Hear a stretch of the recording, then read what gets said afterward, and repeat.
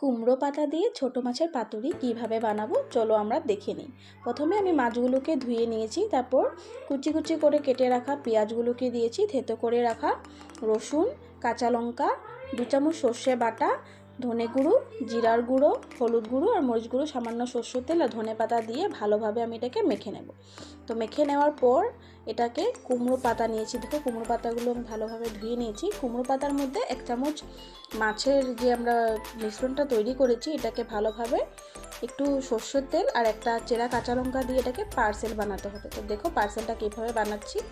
পার্সেলটা বানানোর পর আমাদের সুতোর সাহায্যে এটাকে বেঁধে নিতে হবে। তারপর একটা কড়াইতে সামান্য তেল দিয়ে এটাকে ভালোভাবে ঢেকে ভেজে নিতে হবে। আর অবশ্যই স্টিমটা কম দেবে, তা না হলে এটা পুড়ে যাওয়ার চান্স থাকবে। তো দেখো আমার পাতুরিটা হয়ে গেছে, দেখতে কিন্তু লোভনীয় হয়েছে।